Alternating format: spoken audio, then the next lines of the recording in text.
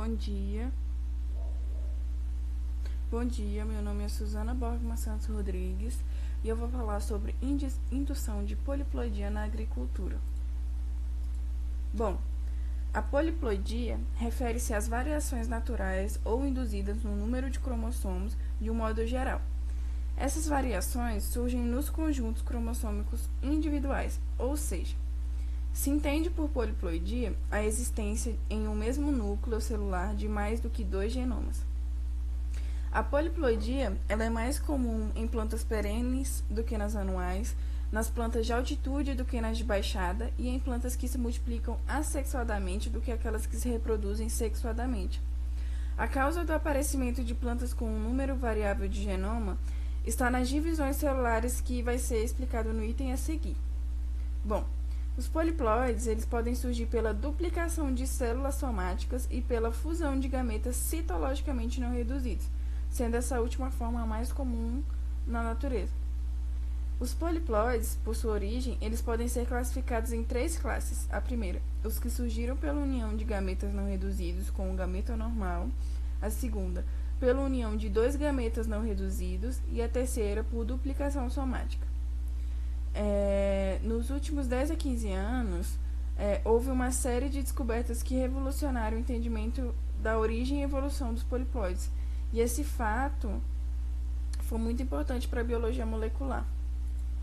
Bom, a ocorrência de poliploidia é rara nas gimnospermas e altamente variável nas angiospermas, sendo que 43% das dicotiledôneas e 58% das monocotiledôneas são poliploides. Em torno de 40% das espécies cultivadas são poliploides. Isso inclui a alfafa, algodão, batata, batata doce, café, cana, fumo, morango, trigo e outros. Bom, a indução de poliploidia ela pode ser utilizada de 3 maneiras básicas.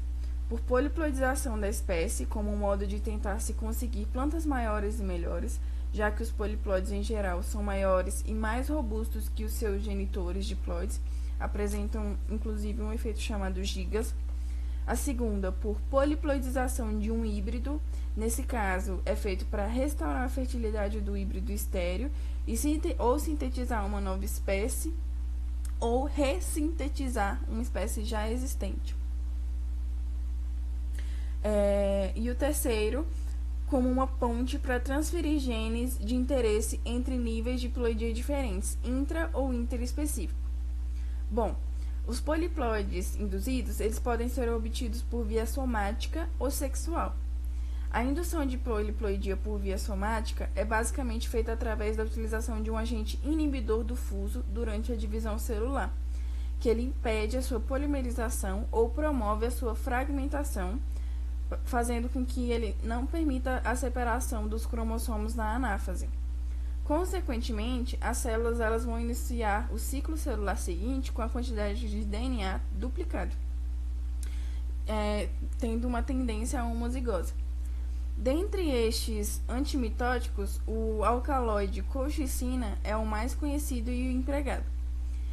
Existem diversos métodos de aplicação da colchicina e sempre tem uma necessidade de ajuste e padronização de acordo com a espécie que você está trabalhando.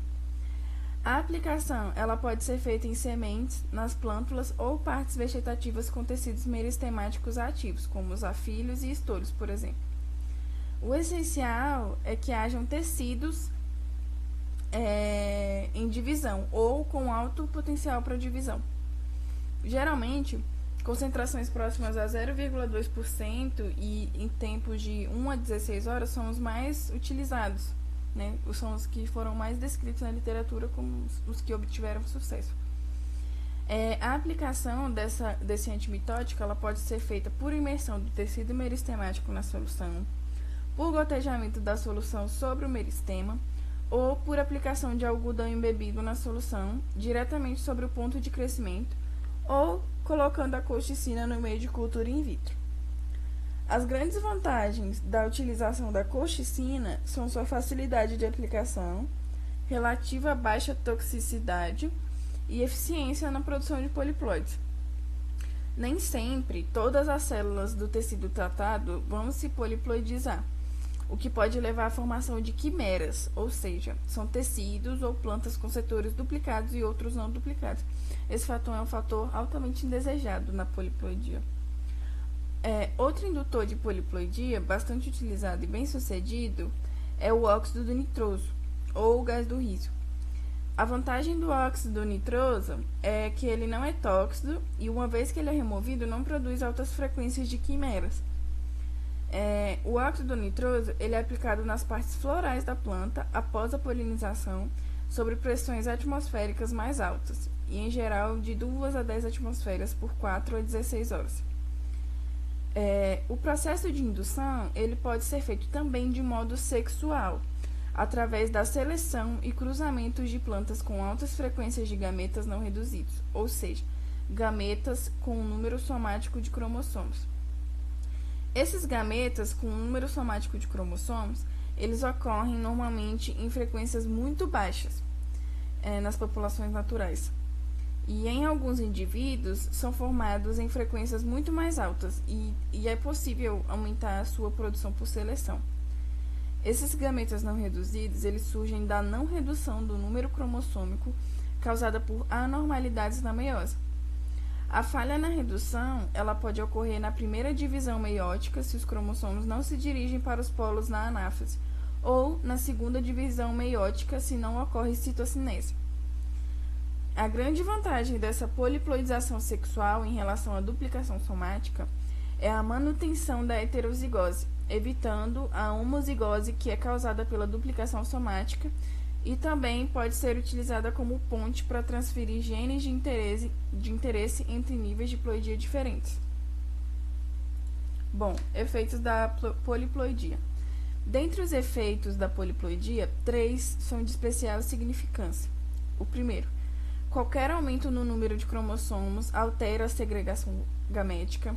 O segundo, o aumento de cromossomos é acompanhado quase que inevitavelmente por um maior tamanho da célula, de onde provém o melhor comportamento de muitos poliploides.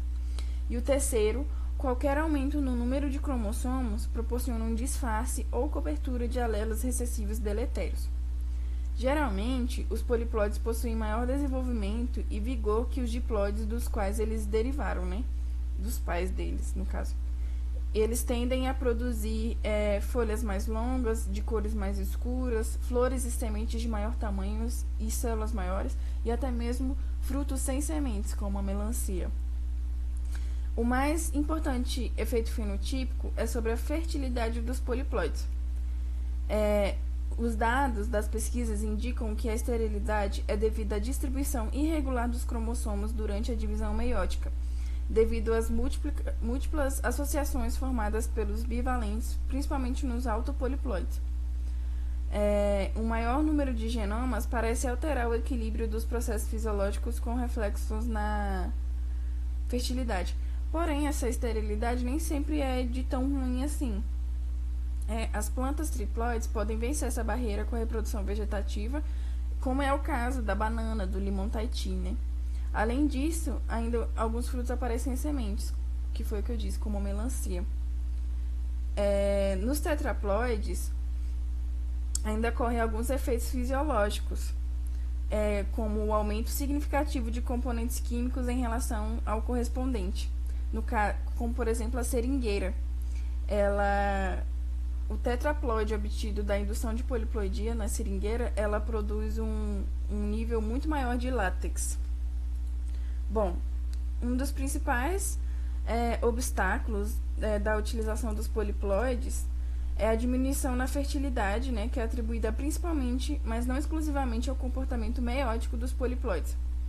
Um dos grandes problemas que talvez tenha levado a um descrédito nessa produção é a comparação desigual entre o neopoliploide em suas primeiras gerações após a indução e um progenitor com milhões de gerações, porque o poliploide tem um desempenho inferior, E a grande vantagem é a não produção de sementes, o que atrai o consumidor, e por outro lado, o produtor fica na dependência da compra de sementes triploides, devido à necessidade contínua de refazer os cruzamentos. E muitos desses triploides podem também apresentar vigor híbrido e serem mais resistentes a doenças.